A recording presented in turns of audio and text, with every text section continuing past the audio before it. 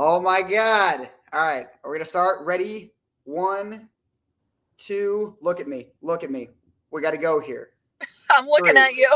Hey, everybody. Welcome to Soft Elbows. We got a little bit of a different episode for you guys this week. We're going to open with an Olympic recap. By the time this posts, the Olympics will be over with. The weightlifting portion of the Olympics will be over with. Your favorite heroes and mine will either be en route back to the United States or, I don't know, partying in the Caribbean, as they should. But we're going to start by giving a recap of how all the U.S. lifters did. And then we have a very special treat for you guys. Kendrick Farris was nice enough to sit down and spend a lot of time talking about a bunch of things. Just as a heads up to everybody that sticks around for that portion, and I highly encourage you to, that part was filmed before any of the lifting had started. So I don't know if Abby's going to keep this in there or not. She's in charge of editing. But at the end, Kendrick gave his thoughts on how all the Olympic lifters would do. And you can judge for yourself whether he was right or not. And there's that. So, Abby, listen, Abby, I know you were a little skittish about making predictions because you didn't want to jinx anybody. But now that the Olympics are over with, I don't want you holding back. I want actual real opinions here. You will get my full unfiltered ab thoughts. Don't worry. Just so we're clear, contrary to your worst fears, Big Jake and I did not, in fact, jinx anyone, despite the fact that we talked about how people were going to do before they actually competed. It is wild that Jake and I don't have that kind of pull. But I do. Don't you understand? Oh, right. Well, on behalf of USA Weightlifting and America in general, thank you so much for holding back. We wouldn't have wanted your impact to have negatively influenced anybody on the lifting platform half a continent away. Yeah, the world is welcome. Let's go in order of how they actually did. So let's start with Hampton Morris. A pretty, I think we can agree, a pretty mediocre performance from him. It seemed like he was kind of trying, but not really. It seemed like a solid B+ effort for him. Oh my goodness gracious. No. All right, fine. It was one of the most impressive performances any U.S. male lifter has ever accomplished. It is insane that he can do the things that he does. And also just seems to be, I've never met him, but just seems to be a genuinely good dude. Very happy for him. And he's 20 years old. So he can compete if he wants in 1 to 3 more Olympics, depending on how long his joints can handle that kind of stuff. What'd you think, Abby? Oh my God. I thought it was awesome. So I watched a majority of the Olympic weightlifting portions of the Olympics at my office, just because that's how timing of everything shook out. Yeah. And when the Americans were lifting, I got yelled at several times because I'd be like, I'd be hands in my head, I'm a very expressive person, as I'm sure nobody knows, but very expressive person. So I have a hard time kind of holding back when I'm excited and focused on something. And so I became my manager's little iPad kid all week, just staring at the screen. And Hampton, I would turn around and be like, guys, the American just did this. He just did this. I was so excited for him. He snatched very well. I hated seeing his one snatch overturned or red lighted. I forget what it was, but I mean, he snatched so well. Oh my God. Sorry. I got so excited once again. He snatched really well, and then clean and jerks. I mean, to secure the medal at 172, he dialed in. It was just so focused, and I have no notes for that lift. He executed perfectly. And then 178 is there. I think 180 plus is there, if I'm being honest. That kid can clean a house, and the jerk, to miss a jerk behind, I think you have to be super strong, for one. He's certainly strong enough to nail it. I think, he and his dad just have some stuff to work on, and it's there. And I loved it. I loved every second of it. Yeah, and if him and his dad could stop messing around and like get this stuff cleaned up, like we got records to break here, folks. Come on, get it together. Medals No, to take. for anyone who watches this podcast but doesn't follow how the U.S. weightlifters were doing in the Olympics, Hampton Morris earned a bronze medal. It was the first U.S. men's weightlifting medal since 1984, and he clean and jerked, or sorry, he snatched 126. Yes, And then clean and jerked 172. And then, as Abby said, barely missed 178 behind him. Obviously, silver medal. That would have been a silver medal. Right. Yeah. So, and that was one of the other points I was going to make. So the guy who got gold in that weight class, this is a 61 kilogram weight class. The guy who got gold totaled 310. And the guy who got second totaled 303. So if Hampton had made that 178 clean and jerk, one, it would have been an Olympic record, and two, he would have gotten silver.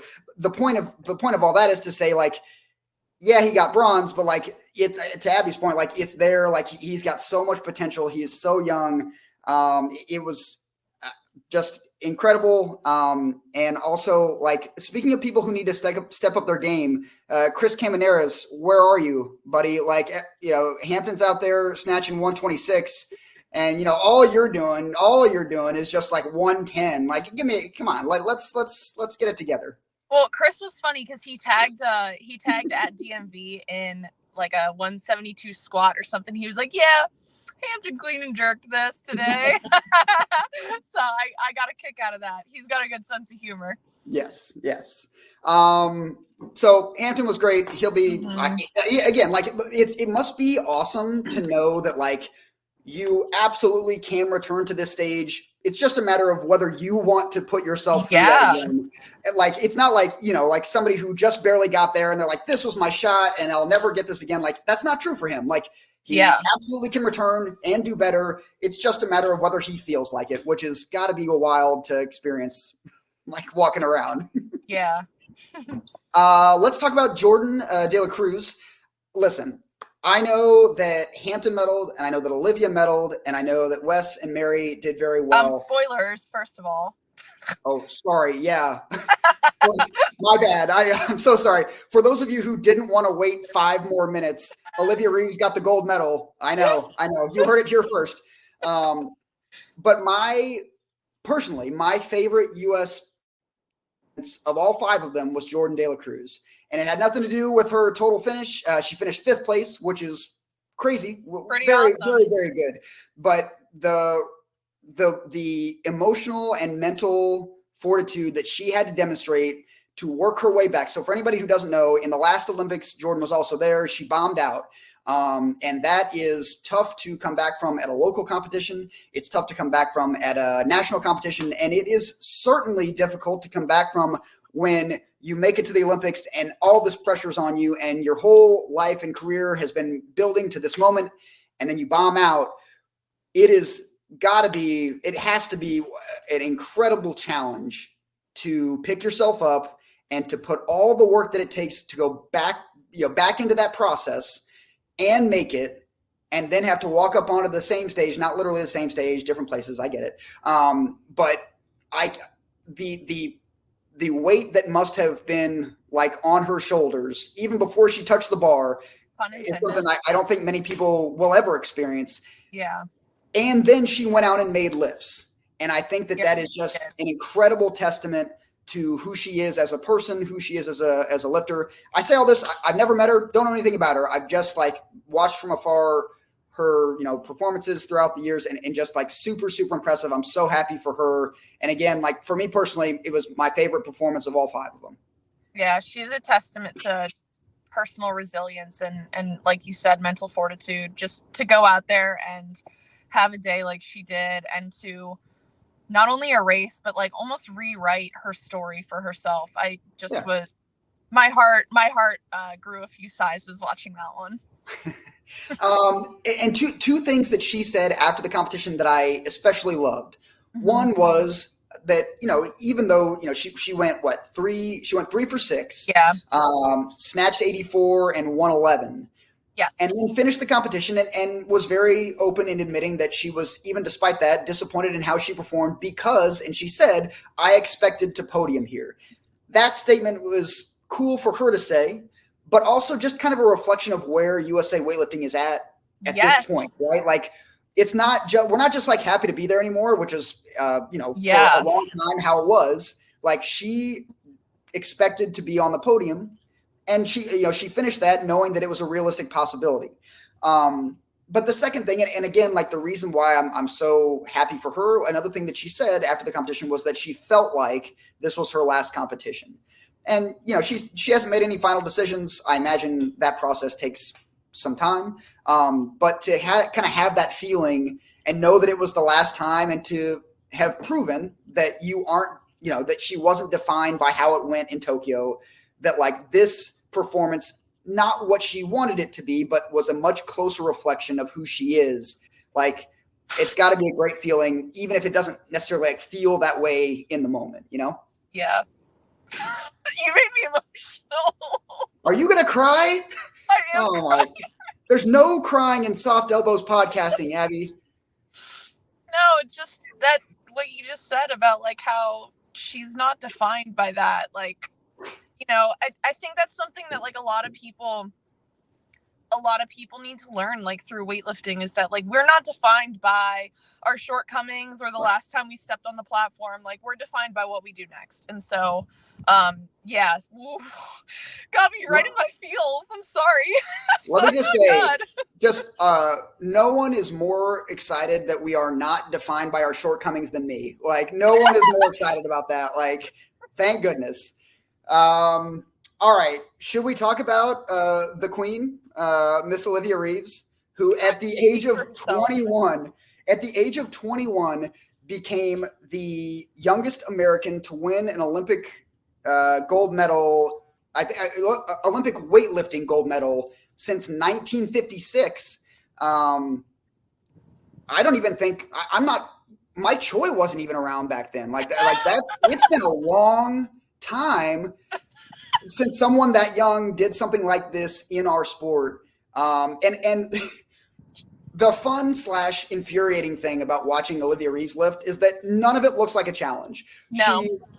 She just flung 117 up and was like strong enough to catch it. And she made 140 in the clean and jerk, 145 in the clean and jerk, and like was like this close. Again, similar to Hampton, missed the jerk at 150 behind her. She had already won. Like, you know that she's hit that before. So it was just kind of like, you know, to quote my good friend Mario, she was playing with house money at that point, and it just would have been like icing on the cake that she already made for herself. Yes. You know, and even despite missing that last jerk, she won gold by 5 kilos. So like, it was not like a neck and neck race. And she was this close to winning gold by 10 kilos, which is, you know, astronomical. We're talking like Katie Ledecky, like distance in swimming, like, but that's the equivalent of what 10 kilos would be. Like, it was refreshing to know that she's a human being and not a cyborg who just goes out and goes 6 for 6 in her first Olympics at 21 years old. Like, it was nice to know that something phases her. We're not sure what it is, but like there is a thing. It is possible. Great. You know, first U.S. weightlifting gold medal since Tara Knott in 2000. Again, she set an Olympic record in the snatch too. That 117. Like, there were a bunch of Olympic records like that were just shattered one right after another. And when she went out and did that, like, that was awesome. Yeah. And again, skips right off the platform. Sure. You know, just another day. You do, right. Just another day. The U.S. has now had medalists in 3 straight Olympics. I don't know if that's ever happened before. I should have done my research. I didn't, but the internet, one of you, I'm sure will tell me. The internet will correct us, or they'll verify us. I got corrected a lot the other day. But the point, but the point is, like, whether it's ever happened or not is kind of secondary. The point is, it has now happened 3 straight Olympics, and I think, and I think the anticipation is that it will be 4 straight Olympics the next time around. Again, like, USA weightlifting is in a place that at minimum it has not been in a long time, if it has ever been here. Right. And that's pretty cool. we've talked about the children, if you will, and now we'll talk about Wes Kitts and Coach Mary, who were each the oldest lifters in their respective sessions. Wes is 34. Hell yeah, old people represent. Like, get out of here. Wes is 34, Mary's 33, and as someone who is just a few years older than that, I cannot fathom being able to compete at that level at any age, but certainly not at 33 and 34. That the fact alone that they made it to the Olympics in this sport at that age is wild to me. Their joints must scream at them at a loud volume at all times. I cannot fathom. Yeah. But Wes finished in 8th place, and Mary finished in 5th place, which means that we had 5 lifters at the Olympics, and the worst that we did was 8th place. Again, like it's just exciting that like this is where we're at right now. They all totaled that, like everyone placed. That's awesome. Yeah. So 2 medals, 2 medals, 4 top 5 finishes, and again, like the worst that we did was 8th place. And the best part, like we've already talked about, is the expectation is that next time, it'll be even better than that, which is really cool. Always better to have high expectations than to not, because it just makes everybody better, and it makes, it's healthier for the sport. Yeah, agreed. Did you have any non-US weightlifting thoughts on weightlifting at the Olympics? So many. So one of my personal, all right, watching the 71s was my Super Bowl. I just would like everyone to know that was like, I think I like every single lifter that lifted in the 71s. Like, they're all just really fun to watch. It's a really competitive group. As just a girl, I love like all the makeup that I saw, the hair that I saw. Angie DeHomes, her singlet was so cool, and her hair looked beautiful, and her makeup was beautiful. Oh, your dog is in the background. I can see. It's what the people listen. If the people had it their way, she would be where I'm at, and I would be where she's at, and she'd be blocking me out. But we can't always get what we want. It's me. People is me. Sorry, not to completely derail our conversation, but no, I love watching, other strong women going out there and, doing their thing. And like, again, it's more meaningful to me when it's in my weight class. So like, it was really cool to see the 71s, like being on the big stage like that. My heart breaks for Toma, from Romania. She's one of my all-time favorite lifters, be that a good opinion or not. I just love watching Toma lift, and, my heart breaks for her.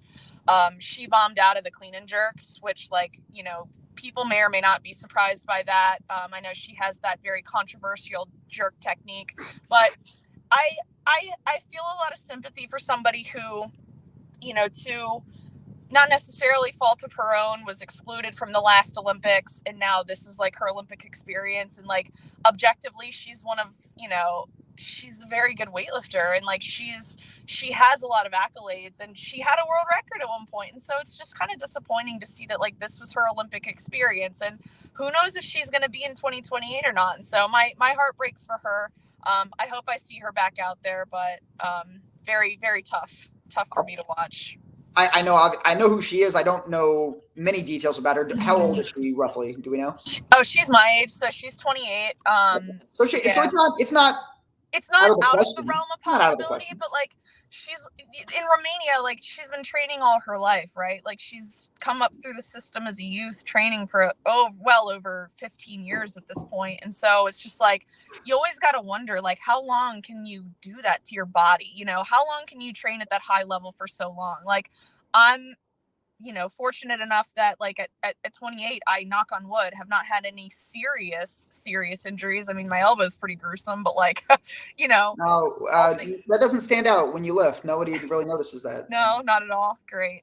But like, it being healthy and, being able to move and being able to balance my life like I can, it makes sense for me. And like, I'm confident that I have longevity in the sport, and that eventually maybe I can take a crack at a pretty high level. But like, when you've been at that high level maintaining for so long, like, you know, you got to wonder if she's getting tired. I wonder if she's getting tired. I hope she's not, but that's just my 2 cents on the matter. And, you know, we'll see. All right. Sorry, I did want to mention, because I always enjoy it when lifters do this.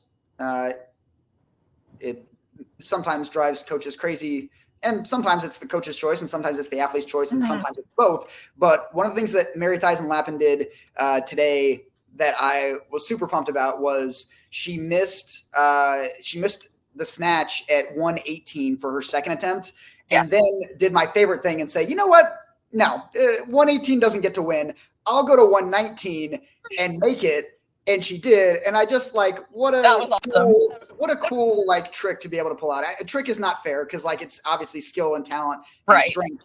But just like, again, with my theme apparently of just like mental and emotional fortitude, the confidence that takes as an athlete to go do that, confidence that the coach has to have, like in the signal that the coach sends to their athlete, like this 118 is not a thing. And I'm going to prove that to you by putting something heavier on the bar, and then to go make it is, again, just like she smacked it too. Like it wasn't right. It was a complete difference. She made the right correction and she smacked the shit out of that bar. Yeah.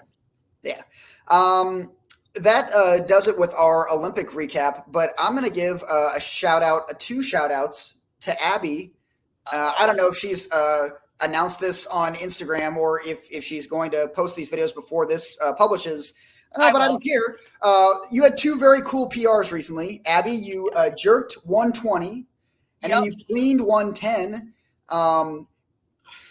And you seem a bit excited about that, as you should be. First of all, congratulations. Secondly, how does it feel? How does it feel? Like $1 million. I'm going to Disney World. No, so I had a week. And what was extra cool to me is like, I had every reason to have a real shit week of training. Like, you know, work was very stressful. I had some late nights. I didn't get fully recovered, you know, most days. And like, you know, just other things affecting my body at the time. Like, and just, I had every reason to not have a good week. And Friday I woke up and I was like, it would be kind of cool if I like jerked 115 today. Like that would be nice. And I like asked my coach, I was like, what are you capping me at? Because I went up to Altoona to see my coach Freddie this weekend. And so I knew that he wanted me to go heavy on Saturday while I was with him, you know, just make the most of the time we have together. And so I asked him, I was like, what are your expectations for me today? Like for these jerks, like, am I capped somewhere? And he goes, Ab, if you can hit 120, hit 120. And I like laughed and I like texted him afterwards. I said, hey, this aged really well. But no, it was like I heavy doubled up to 114, which was a PR, and it felt really good. And I was just like, oh, well, might as well. And like, I have never even loaded that on my barbell to jerk it before. So it was just really cool to be like, yeah, I trust myself. I trust what I've been doing and the foundation I've built. And I'm going to smack the shit out of this barbell. Also, I'm going to jerk at least what Olivia snatched today. I can at least do that. Go ahead. I'm sorry. Yeah. And then for Saturday, I didn't expect to hit 110. Like I woke up thinking like so we had like this clean complex and I was like, I'll be really happy if I can do this at 101 to 103. Like that would be a good day for me. And I didn't do that. I think I got up to 98. I did the complex up to 98. It was a clean, a hang clean, and a jerk. And honestly, I was getting freaking rocked by the hang cleans. Just again, stuff going on, like all of the things were affecting me and I just kind of got rocked. And he was like, just clean and jerk it. Just clean and jerk. Let's do it. And so I was thinking, okay, like maybe up to like 106, 107 it would be a PR for me. And so I smacked the shit out of 101, went to 105 because somebody else told me I should go to 103. And I was just like, no. And I went to 105. Smacked the shit out of it, went to 107. The clean was so easy. It was so easy. And then I slipped in the jerk. I'll probably post that video. And yeah, 110 will be posted by the time this airs. For now, it's a secret. You were one of like 4 people that I actually told that happened.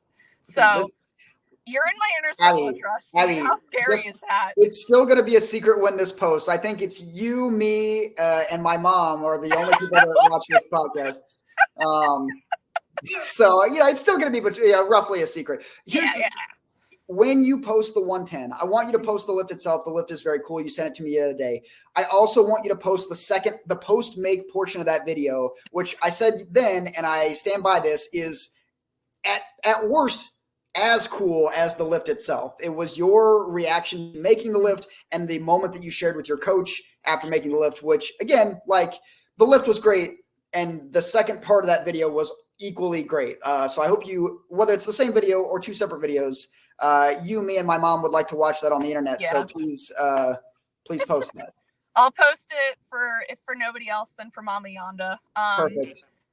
Yeah, no, I mean, 110, like, I mean, obviously, like, I just joked, like, Olivia snatches, like, way more than that. But, like, for me, 110 was a milestone, and I've been working for so long to have a clean that I'm proud of. Like, it's always been a problem for me. You know this. And so just to be able to, like, in that moment, like, that I share with my coach, like, I'm so uncomfortable.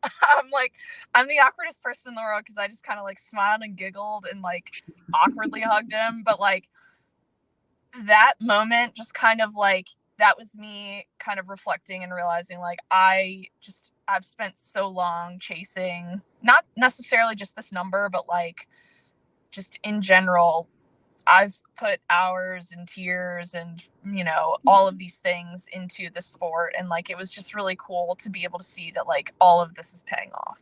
Absolutely. And for every lifter at every level of experience, whether you're new, you're intermediate, you're a veteran, whatever, everybody has a number that they are, like, pushing towards.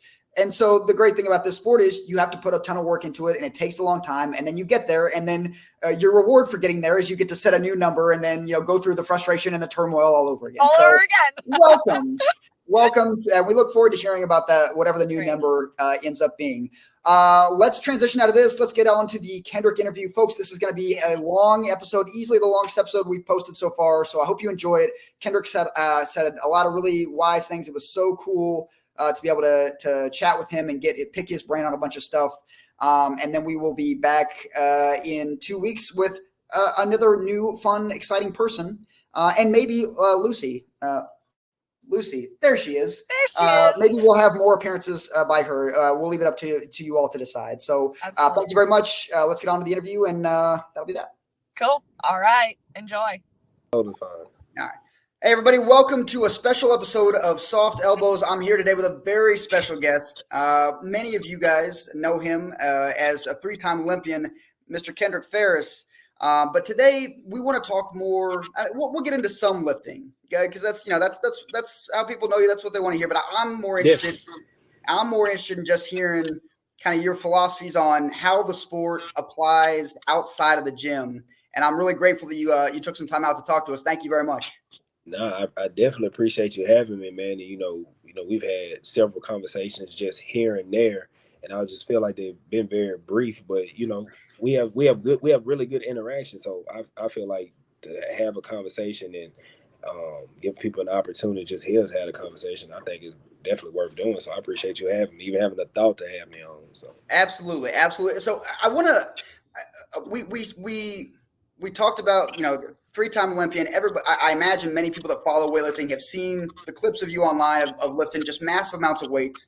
And I feel like most people that follow the sport know that part of it. But I want to know, how did you find the sport? How did you get into it at all? You grew up in Shreveport, Louisiana, is that right? Yeah, so Shreveport, Louisiana, and this was after the 1996 Olympic Games. USA Weightlifting, they started these satellite programs around the United States.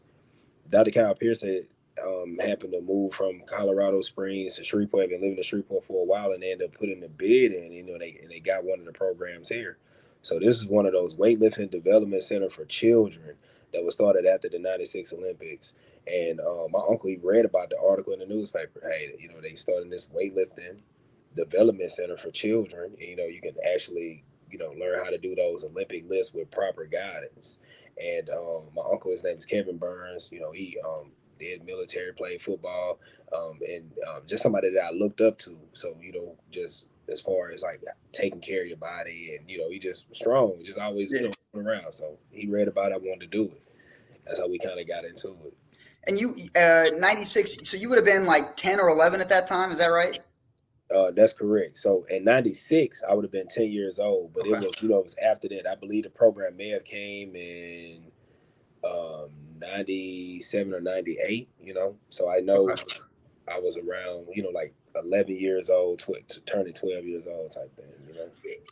I'm interested in what was Kendrick Farris' life at that time? I mean, were you into other sports? Was this like your first exposure to like formal sports, or what kind of things were you doing at that time when you got like essentially redirected into Olympic weightlifting? I was playing other sports. We were doing anything that my family kind of put in front of us. Whether it be trying taekwondo or whatever, we would try things. So I didn't get off into the taekwondo where I did any tournaments or anything, but I did that for a little while. And anything that we doing, whether it be a little boxing in the neighborhood or trying to play organized sports in schools, so football and basketball, just anything that we can do to be active, whether that just be outside, hanging out and playing, doing those things. But I was trying to play some type of sport.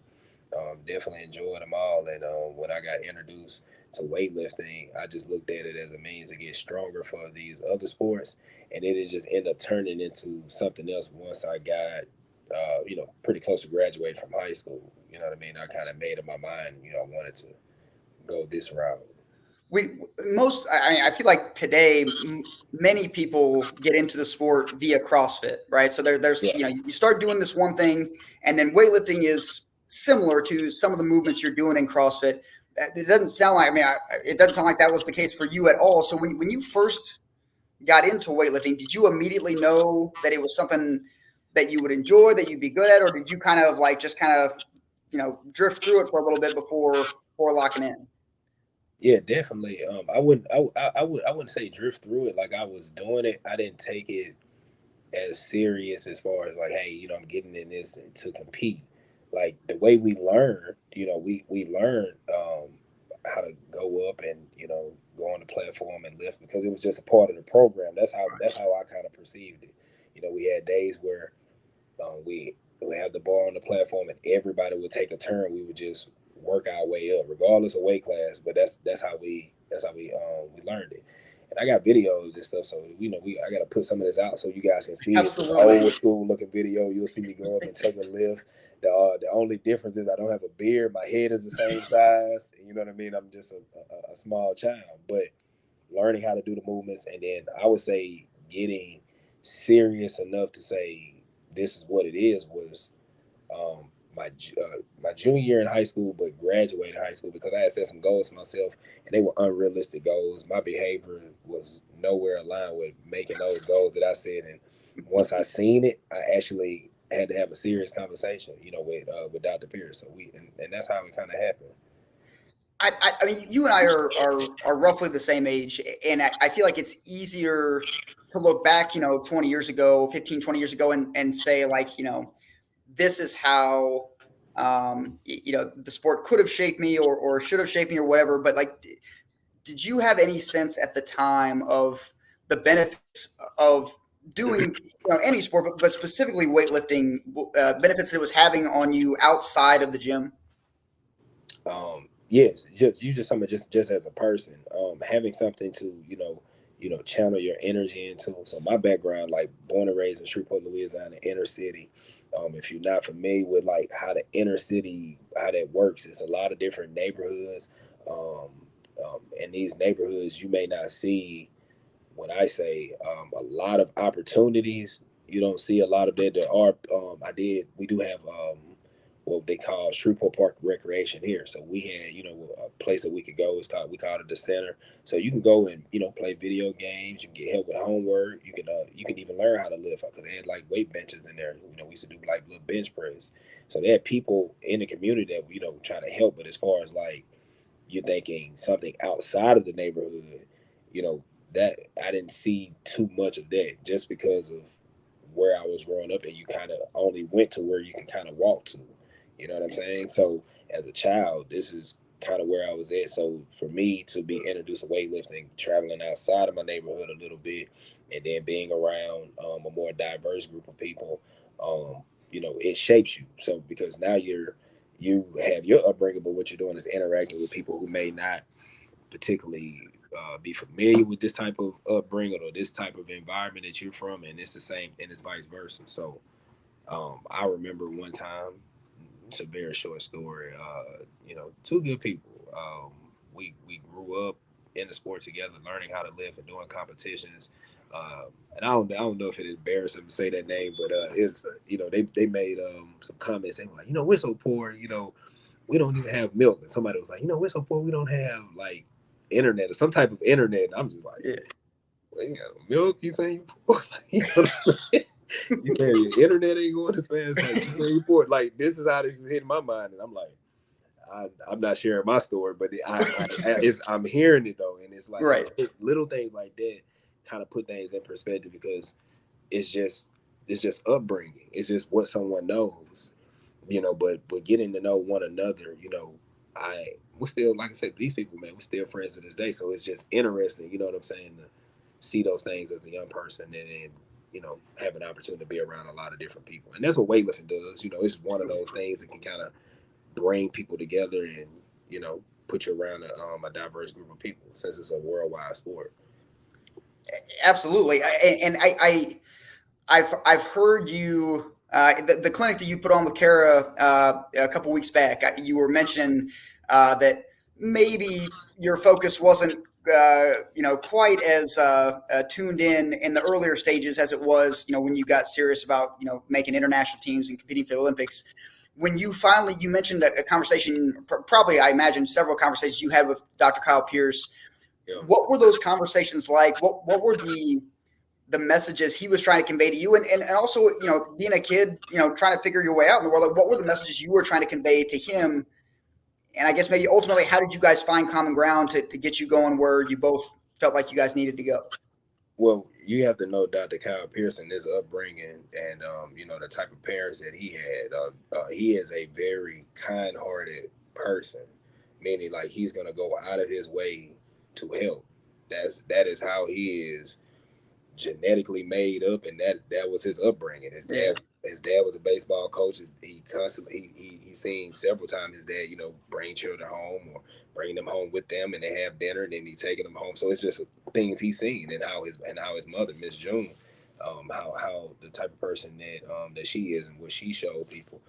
She would have gatherings over her house every Friday. She's playing her instrument and they're singing these hymns and songs and things like that. So she was all about that community type thing. And that's how he is. So with him showing me certain things, and even his knowledge and the things that he knows, he's an open-minded person. So he wants to learn. And so I just try to be the same way. I feel like I can learn from anyone in any situation. I just have to pay attention, and I'll catch what I need to catch.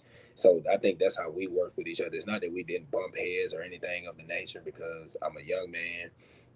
You know what I'm saying? I'm adventurous. I want to, I have all these ideas. I'm getting an opportunity to travel. You know what I mean? That's one thing that caught my attention about the weightlifting, getting to go to different places. And that started early, with qualifying for a junior Olympic and then going to Virginia Beach, Virginia. That's like 21 hours driving, and man, we packed up a Toyota Camry, my family, and we went 21 hours, man, just so I can do these few lifts. You know what I'm saying? So Yeah. being a child and then growing up into a young man, and you want to find your own way, you have your own ideas, and then you want to do different things, whether you're having fun and you're thinking fun, and it's not really focused because you can actually schedule the fun stuff in. It's just wanting to rebel. So it's just a lot of different things like I had to learn, and our dynamic, went from someone being a father figure and a mentor, and then it goes to now like we're like brothers. You know what I'm saying? Like, he's like my older brother. He's gonna tell me straight. He'll help me out if he can help me out, and he's always willing to hear. So I think that's one thing that helps him communication. You know what I'm saying? Absolutely. And you touched on a couple of things I want to kind of know more about.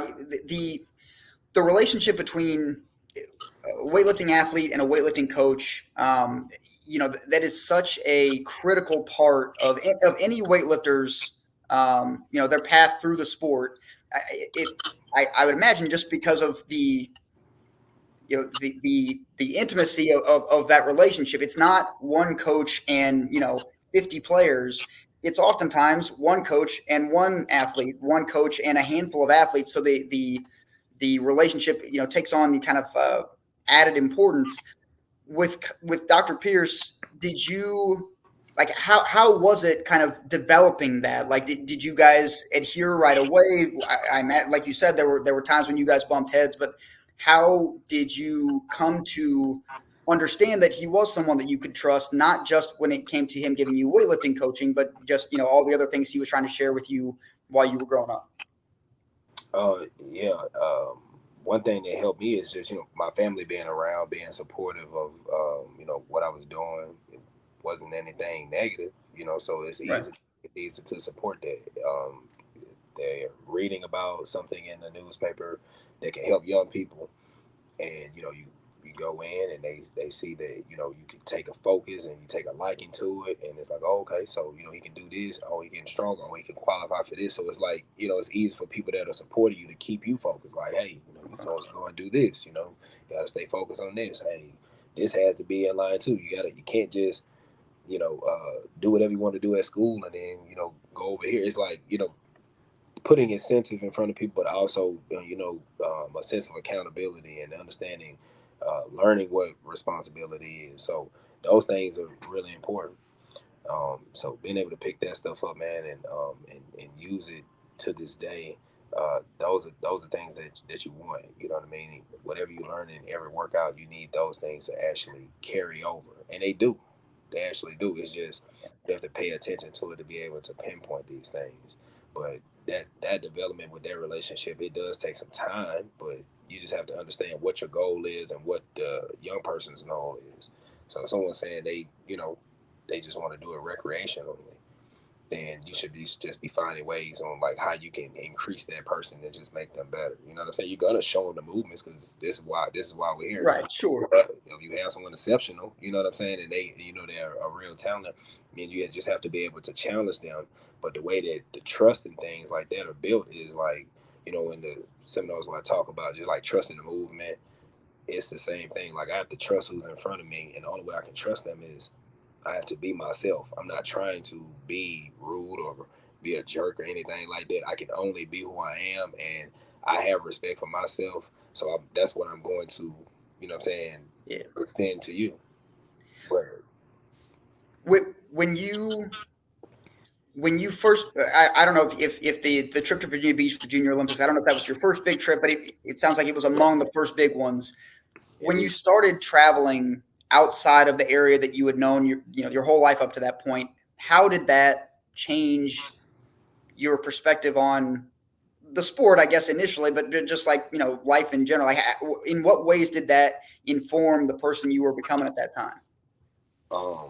In a lot of ways, because now going to different places and from a competition standpoint or just from a competitive standpoint, there are people everywhere that are strong. You know what I'm saying? So one particular thing that my neighbors talked to me about for a long time, a lifter that I grew up with, the Yamauchis. I don't know if you're familiar with them. No. They're out of Hawaii, so I definitely can shout them out. Bryce Yamauchi and Kyle Yamauchi. So these are young people I grew up in the sport with lifting and phenomenal lifters. You know what I'm saying? But I remember I was competing against Bryce as a young man, and he beat me. You know what I'm saying? We were in the same weight class, and he beat me. And I remember my neighbors, they would always bring it up. You know what I mean? Because you know how the word gets around. Right. Your parents, they see and they remember the name, and these are things they try to do to motivate you. And listen, they asked me about Bryce. No kidding. I know for like years straight. years straight. But that's how they check my progress. Like, so you able to beat Yamauchi now? Can you beat Yamauchi? Like that's how it was going on in the neighborhood. They knew I was working out and traveling and competing, but that's a motivating factor. I'm only mentioning that because these are stories that can be shared from an athlete to a coach, and it's like you can use these things as like motivators, and it doesn't have to be negative because I'm friends with all of these people. I can name a lot of people I competed against, and not that if someone doesn't know their name, you can look these people up, and if you find the videos, you'll see not just phenomenal athletes, but like really good people. You know what I'm saying? So Yeah. these things are great, for athletes and coaches. We have to find like that line, like, hey, okay, these are people, but once you understand where they're from, meaning someone to tell you, even if they're not talking to you, they still can tell you just with their interaction. See, we have to pay attention. That's all I'm saying. So body language is the hugest like communicator. You know what I'm saying? So just gotta watch people. When you were coming up, and especially as your weightlifting career started to take off, I imagine there came a point where you realized like it's not just that I'm good, but like I could be like really really good at this. As you were going through that, I imagine I wasn't into weightlifting back then, but I imagine that the sport in general was not as certainly in this country not as diverse as it is today. How was it, frankly, just going through a sport that wasn't as diverse back then, being a very very young, very talented black man, just like making positive waves, and did that in any did your race play any role in how your experience was with the sport? Yeah, growing up in the sport, it's to me it was no different than growing up in Shreveport. You understand what Okay. I'm saying? So like I can only treat people like how they interact with me, if Sure. that makes sense. So that doesn't mean if you come to me and you be negative, I'm gonna be negative back to you. I just see what's in you, and I'm like, Right. oh, even at a young age, even if I didn't have the words like to say to people, you know what I'm saying? Like I knew how to maneuver around people, and that's all it was because to me it was just lifting weights. I'm like, dude, I just want to be not away from where I grew up, but I just want to see something different. That's it. So that means coming to Springfield, Illinois, or St. Joseph, Missouri, places of that nature. Great people that I met there. You know what I'm saying? But so it's like being in those type of environments. It doesn't bother me, or it didn't bother me because I'm just going to be me. And whether at whatever age I was at, whatever maturity level I was at, one thing that my family has taught me is respect. Now, that doesn't mean I didn't learn more about respect because I learn more about it every day. You know what I'm saying? So um, that's what it is. I always try to have some respect for myself. So that's not something that someone can use against me. Like I know I've had moments out here where I've been totally off, but as far as just being who I am and being, you know what I'm saying, from where I'm from, it's obvious. If you look at me and you kind of see how I conduct myself, or you hear how I pronounce words, or whatever the nature is, or you're looking at the tattoos. Not saying just because you got tattoos you're from the inner city, but if you kind of Right. understand who you're looking at and who you're talking to, then you would have an idea like, oh, okay, that's where he's from. But I, wasn't into any gangs or anything of the nature. Like I've seen these things, I grew up around these things, I understand it, but it's like, Sure. I understand where I'm at.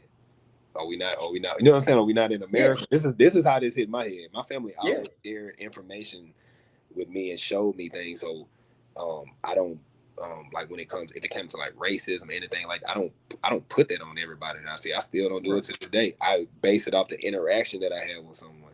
If someone is racist or prejudiced, I don't look at those two things as the same because prejudice just means to prejudge. You know what I'm saying? So when I'm prejudging someone, or if I'm just kind of checking something out, I don't come with a verdict. I'm just watching you. Yeah. I'm just judging the situation. But racism, like that's um that's something that we know has a long history just in this country. So Sure. I don't put it on people. Some people are just they're ignorant. This is the way they grew up. Ignorant just means they're void of knowledge. They don't know anything outside of that. If that makes sense. Yeah. So that's my view on it. Did you feel like that was at the time, did you feel like that was a layer that you had to work through that the other folks that you were competing against didn't necessarily have to? Were you aware of it at that time, or is it just something Oh you yeah, look back on now and kind of acknowledge like this was the way it was for me? but no, totally aware. Like I totally Okay. understand it now. As the levels go up, that's when you get different levels of understanding. When I was a child, I understood as a child. Now that I'm a man, I have an understanding from a man's perspective. So I know whatever the situations are, and I know how to combat it. So it doesn't phase me. So someone, how does it not? You have to understand my upbringing. You have to understand where I'm from. The place that I'm from, it does have a negative history. I don't chime on it. I'm just telling you what it is. Yeah. But that doesn't mean that things can't move forward. And that's what I'm about, like progress. I want to show you, if I came from nothing, I want to show you something. You see what I'm saying? Because Absolutely. that's the type of power that works within me. You understand? So Did you feel like you were representing something bigger than just you while you were coming up? yeah, every time, because I always looked at my family first. So I'm representing my family, and then from there, like I'm representing my community, and then I'm representing my city. Because this is what it is. When someone meets someone from Shreveport, that's where I'm from. That's maybe the first thing you think about. You know what I'm saying? If you are here in this city out here, you go, oh, I think that's where Kendra's from. If you've interacted with me, so that's something I always try to tote around with me, and just be a proper representative. You know what I'm saying? Family first, because that's the last name that I'm bearing. You know what I'm saying? But and ultimately, it would be that power, like I said, that works inside of me, that wakes me up every day, because I want to respect it, because I don't control it, waking up or going to sleep. I really don't control it. One of the first interactions that you and I had, we were trying to figure it out before the show where it was, but we still haven't figured out where it was. But I vividly remember we were in the back of some national competition, and Kara Head Slaughter, who's a good friend of yours, you guys trained together at LSU. Right. She had asked me to help load for an athlete that you were coaching that day. I don't. You can throw his name out there if you want. I don't think that's necessarily. My brother Derek Johnson, man. All right, You well, gotta know you tell the story. All All right. the So Kings of Waverly. Derek was in the back, and Derek bombed out on the snatches. And I remember watching the interaction that you two had, and really just appreciating the mutual respect that you had for one another, because he was, as any athlete would be, there were a lot of expectations going on him going into that meet. He bombed all three. He didn't make any of his three snatches, and he wanted to quit. He didn't want to do his clean and jerks. And I remember you telling him, why do we train? We don't train for in here. And you pointed to the whatever warm up platform we were lifting on. You said we train for out there, and then you pointed to one of the exterior walls of the building. Your point was, we don't do any of this just to get better at weightlifting. We do this. We fight through the adversity. We work through these problems because we're trying to prepare ourselves for the stuff we got to deal with when we're not weightlifting. Can you talk about, I guess, how you came to adopt that mindset? I know for sure that is not a mindset that everybody has. Yeah, but that's just with sharing stories like that with my brother Derek. You know what I'm saying? That's the same thing I was saying to him is the same thing he would tell me. Yeah. He wouldn't have said, okay, well, let's go do this. But no, that defeats the whole purpose of training, because there's always going to be some things that's going to be unexpected. You know what I mean? And I bombed out at competitions. I've had great training, and I know he had some really good training leading up. And I know he had somewhat of a difficult cut, but I felt it was his normal process. But sometimes you have some unforeseen things. But if I could go back, I would have reeled him in just so he could get those jitters out. You know what I'm saying? Yeah. And even looking at it, I'm like, nah, he looks strong. It didn't look like anything that was too taxing on him. I do know he had some higher expectations for himself, which is natural, you know what I'm saying, to have a competitive mind frame that he has. So with that, I couldn't let that go to waste, because I already know he had already trained for a moment. I'm like, nah, we got to get out. We got to go do it. You know what time it is. This is the same thing he would tell me. So I appreciated the moment, you know what I'm saying? Just having an opportunity to share with him, to encourage him, you know what I'm saying? Because that's what we're supposed to do. Like, We're talking about outside of the gym. That's what we're supposed to do. Encourage one another to carry on. Okay, let's pull out what you did positive. You know what I'm saying? Even if it's you miss a lift, is this the heaviest you ever attempted as an opener? Okay, that's a positive. So it's like give you confidence, or you gonna let that number defeat you, or you're gonna have an opportunity, you know what I'm saying, to go and conquer. So it's the same thing outside of the gym. Yeah. Can you think of a moment in your life where either the lessons that you've learned or the work that you have done, physical, mental, emotional, inside the gym have positively impacted, some situation you were dealing with outside of the gym? Definitely. When we do, Shreveport, LSU Shreveport is like, we're known for like doing those sets of tens in the back squat. Yeah. And we know about hypertrophy and all of these things right here. You know what I'm saying? You understand what we want to do with the muscles. We get all that scientific stuff, but when you talk to Dr. Pearson, I'm very certain he can confirm this.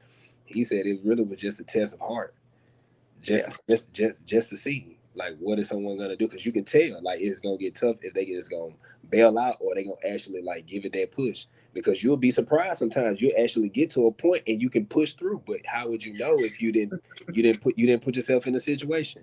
You That's just right. start feeling hard, you start feeling like you weren't gonna make it, and then you just stop.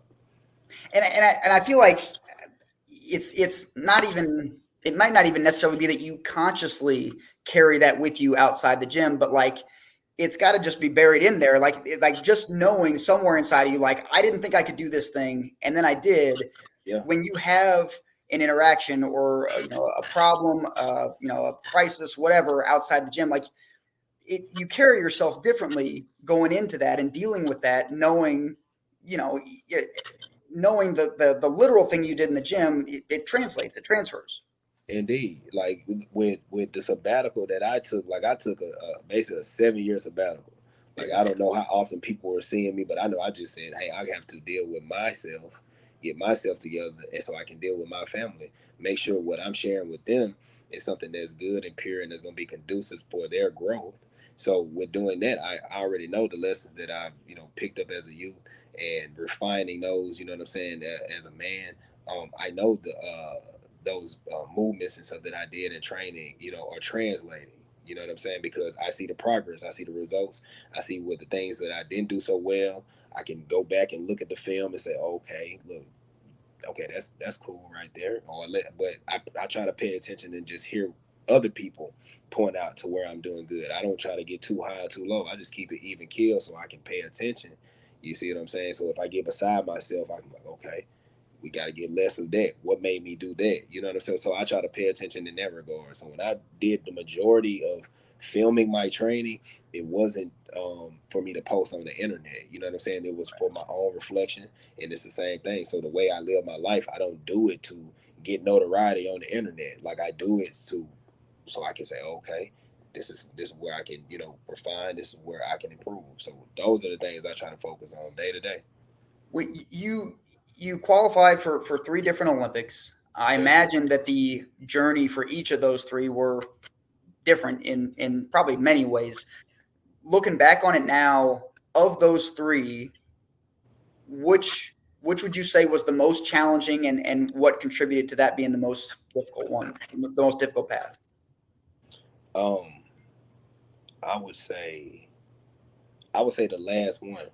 And the reason being is as a young man, you know what I'm saying, that's how you think. Like I'm fired, I want to lift, and I love lifting. I still love the lifting. That's why I was doing it, going for that third Olympic team.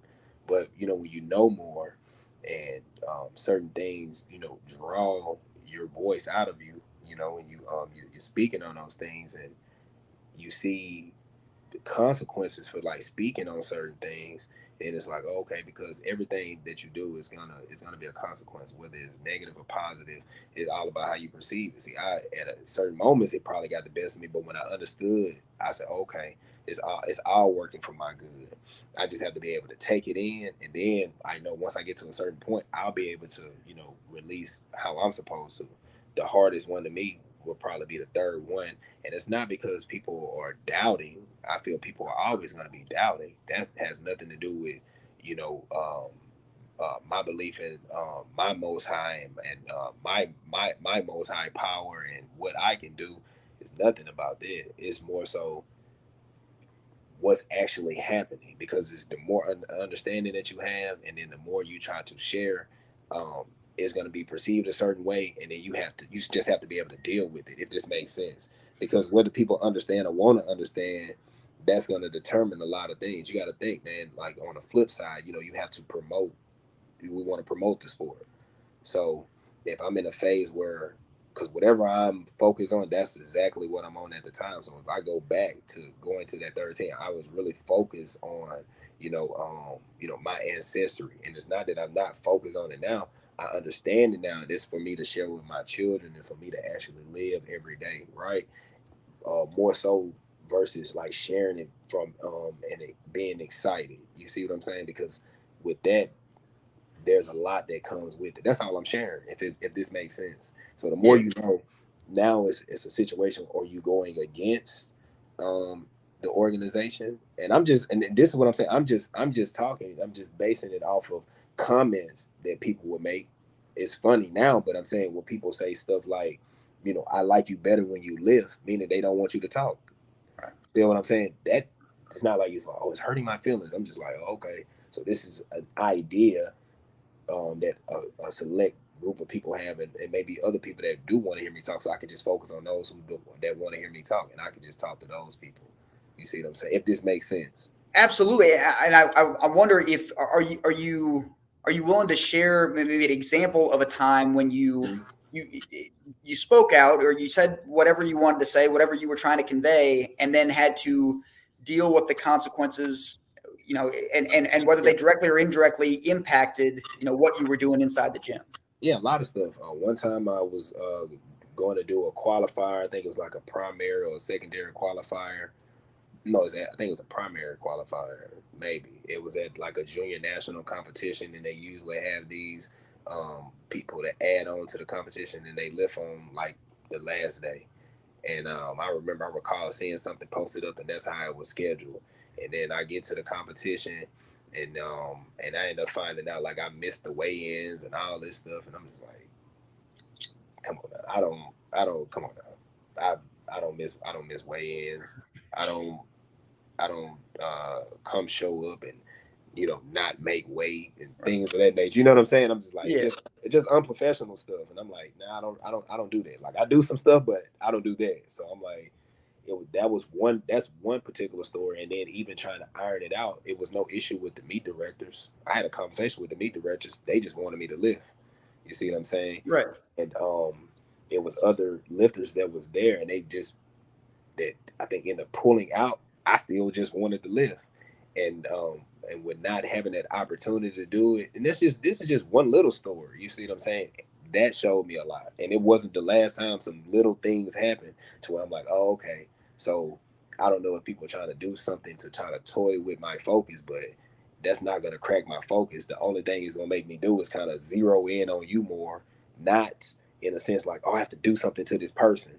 It's more so like, oh, that's who you are, and then I move on. That's Right. that type of thing. So I'm like, oh, it's one of those moments. That's how it hits me. So, but that's just one. That's just one example. And even with the individuals that were involved in it, I don't feel any type of way. I forgive them all. I don't feel any type of way. I just know in that situation, in that moment, I know exactly who they were in that situation. I didn't peg them to be that forever, but I knew in that situation, I'm like, no, this is exactly who you are.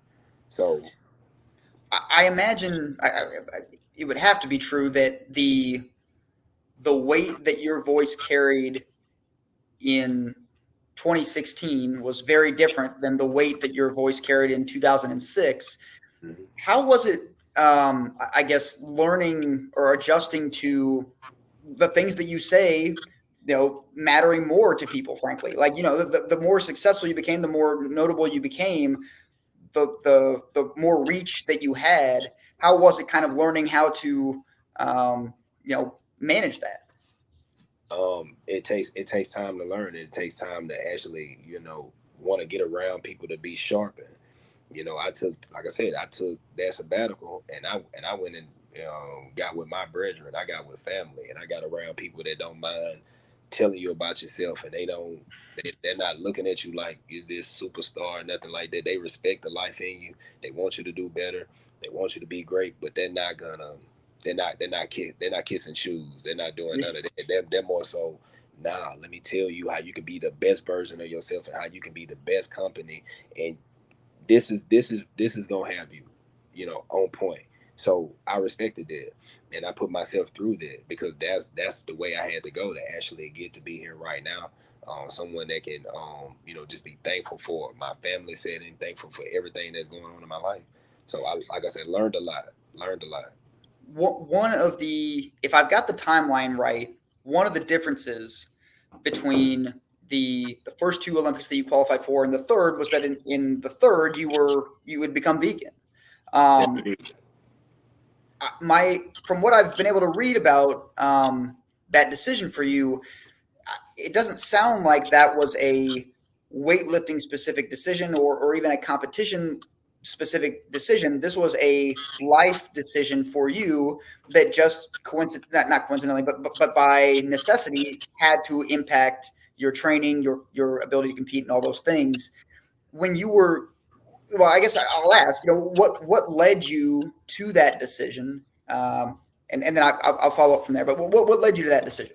For sure. See, when I started doing research, on my ancestry, and over time, it started making sense because now I'm reflecting on why, like, just certain times of the year, like, it's like I would just do different fasts. Like I was like, okay, I'm gonna let's say if I was fasting from all meats, do it for a month, and then I'm just like I feel good. I'm not still not thinking like I'm gonna do this. It was just certain times I'm just doing this. But my ancestry, like my ancestors are Israelites. My family are Israelites, whether they know it or don't know it. You see what I'm saying? Like my people have been through so much that we get detached from certain things.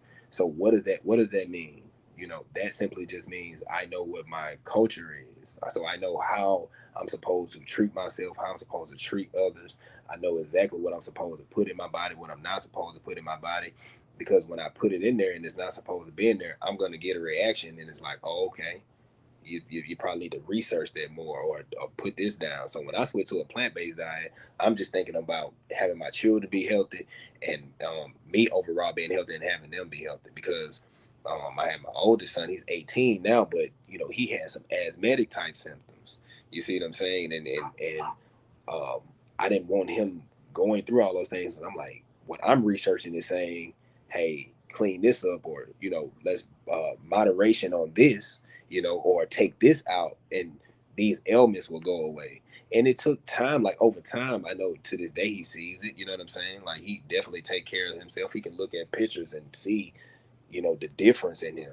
So those things are positive. You know what I'm saying? That's my Sure. oldest son. So now my youngest babies, they're growing up in it, and they're not getting something from me that I shouldn't have been given to them, and it shouldn't have been given to me. But due to what I call racism, that's what people in the inner city, and not just the inner city, but specifically in the inner city, are faced with.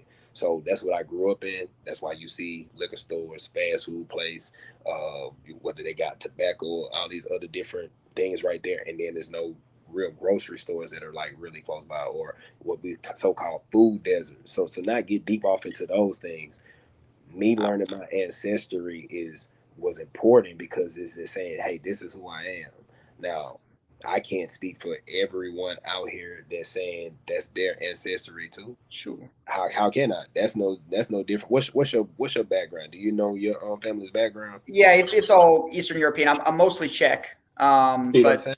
yeah, But can you speak for all Czech people? no, You, definitely you not. can't. So it's some jerks that are probably Czechs. Just no different than someone saying they're Israelite. They may be a jerk.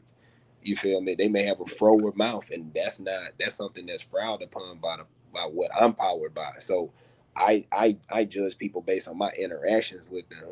So that's the thing. So I think me saying certain things, I think it bothered people to the point to where they wouldn't talk to me. So if someone's gonna talk to me, that means they want to know. And that does not mean I'm forcing it in a conversation. We're just talking.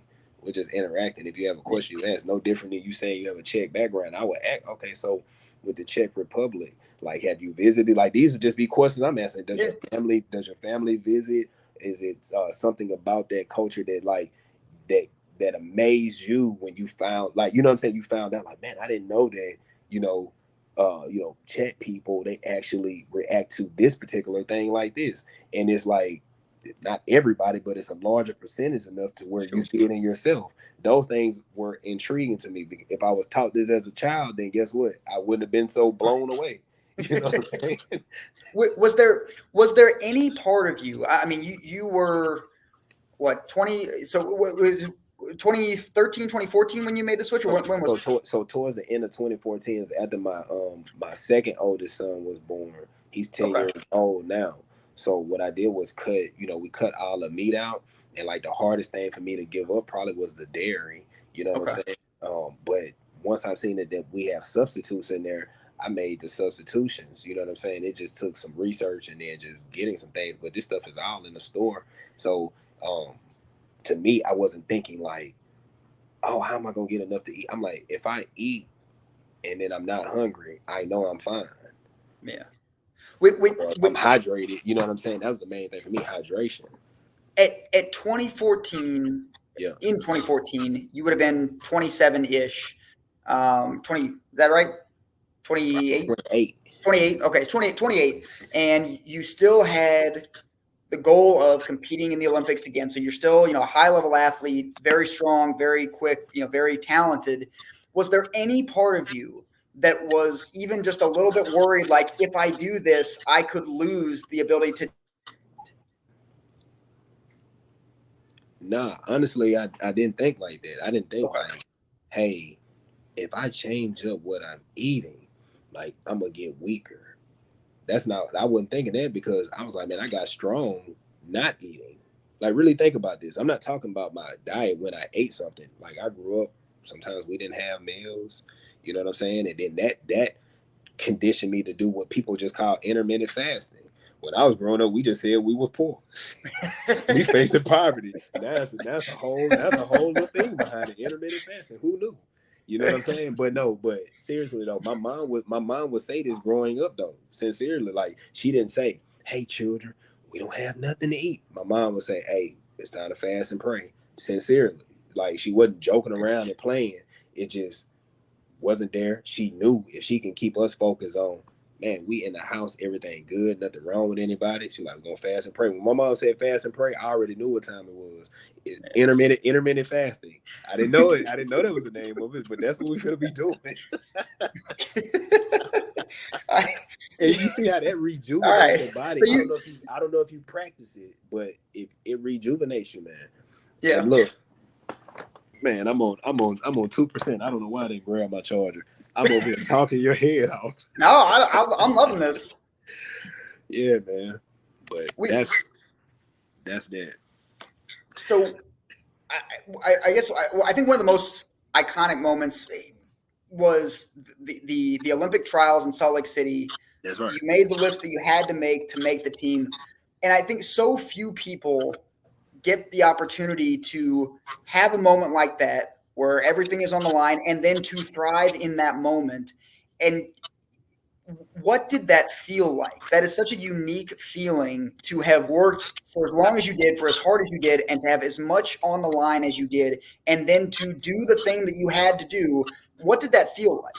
Oh, we already had predicted it. Me and Danny Slag and Carrie Head Slaughter, we were already in the bed talking about it. You can ask them whenever you get an opportunity. Ask Danny Slag. I said, Danny, this is what's going to happen.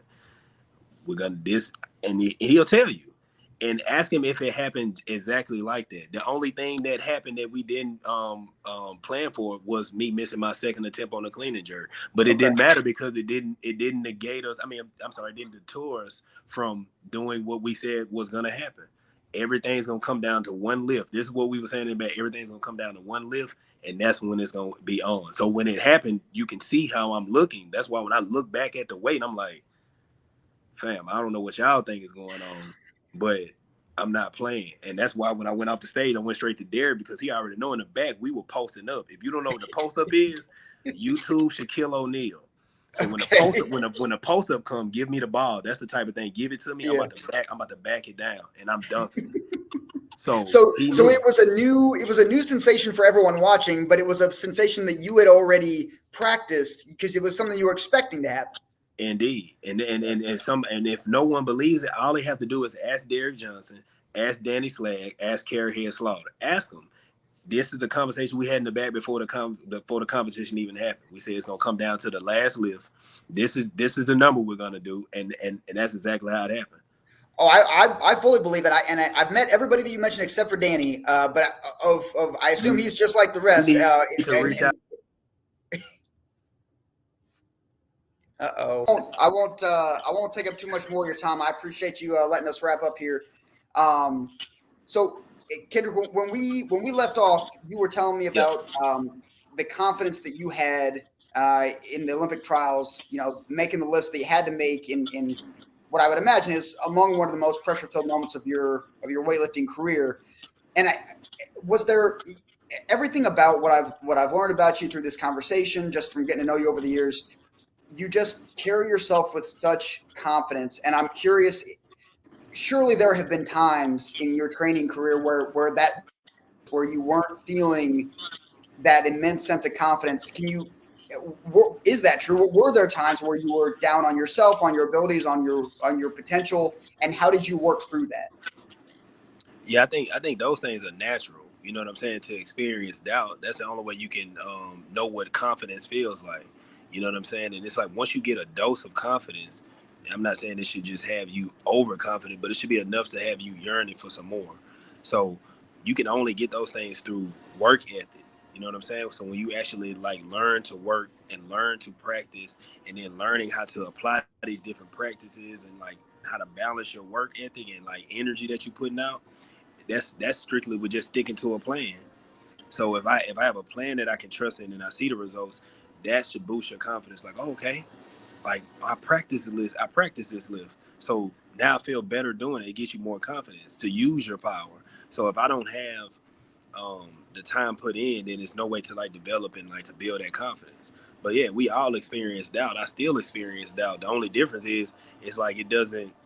I recognize that feeling and is very low registering, if that makes sense. Like it doesn't register like all the way through my body. Like I feel it and I'm like, oh yeah, gotta get out of here with that doubt. Like that's one thing that irritates me, if that makes sense. Like doubt irritates me.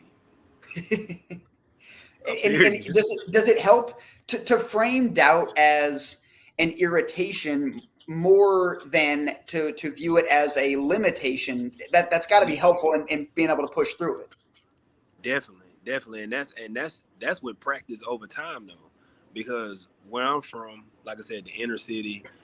When I grew up, my parents, they got separated and divorced when I was like around 10 or 11 years old. So having my father out of the house, you it's like now it's like a void that's missing there. So I'm mentioning these things because I'm trying to show you just different levels of where you can have extreme confidence and then doubt. Like growing up, and still to this day, I respect my father. Seeing like what he was teaching me and like what he was trying to convey to me as a man, certain things as a child. I mean, you naturally you can doubt certain things. Like you face certain things, and it's like it can be very difficult. And you have someone that's helping guide you through. So now that person is like not there. So now I'm having to try to figure some things out, whether it be my parents, other family members helping and being supportive, but I still have something in me like that I'm yearning for. So it's like I needed to hear certain things. So again, fortunate to have wonderful people in my life that just helped me develop this over time, because as a young person, it's so easy to doubt and it's so easy to get stuck there. You have to have someone that can pull you out of that, right? And you have to want to come out, because some people have their hand right out to you, and then people sitting there looking at it like no one's helping me. They more so want assault in it. You understand? So. And this leads me to the next thing I wanted to ask you about. So you competed in your third Olympics in 2016, and then I think your word last time we talked was you went on a hiatus. A little sabbatical. A little sabbatical. That's right. Sabbatical was your word. That's right. Thank you. What did you know that was coming, or did it just kind of you just started out needing a break and the break just ended up being longer than you thought it was going to be? No, I didn't put a time frame on it. because Okay. I wanted to go and like, put my energy towards other things, starting, with myself and with my household, with my children, with the relationships and stuff that I was in, just wanting to have more balance in my life and making sure that everything that was attached to me was supposed to be there. So the only way to do that is to walk through the fire. See, a lot of people go the opposite way. They see the fire and Right. they're like, you know what? That's not safe. I'm not going that way. But I knew I knew it was safety. Like I had confidence to know, like, okay, going this way right here, it may not feel good. And that's Wait, stepping away from what everybody, like, me for a certain thing. So if I'm stepping away from that, and I have to really focus on the person and not a persona. Now you see what I'm saying? It's a real thing. You have to really deal with that person that's in the mirror. That's inwardly and that's in totality. were there things that you learned about yourself during that 7 year period that you didn't know before you kind of separated from the thing that had been most tied to your identity up to that point? Yeah, I would say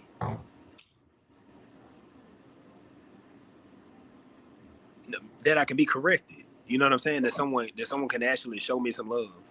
And Okay.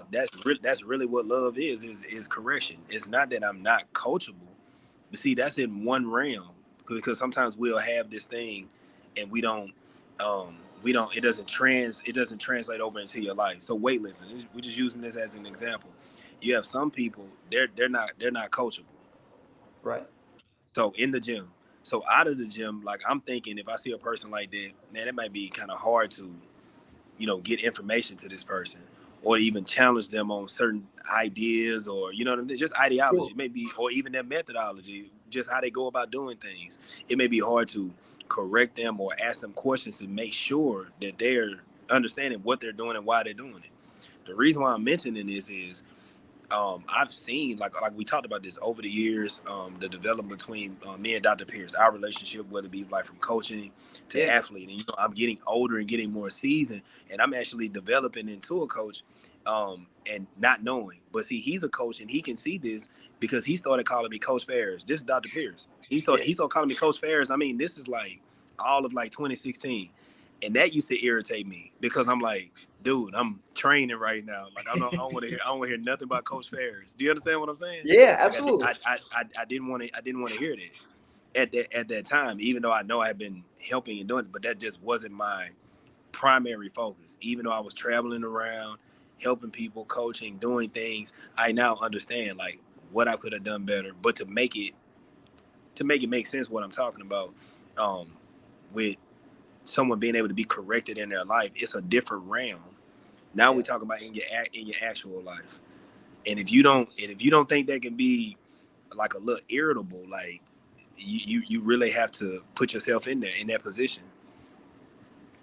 And I guess near the end of that 7 year sabbatical, what was it that brought you back? What drew you back into the thing that you had been so closely tied with before?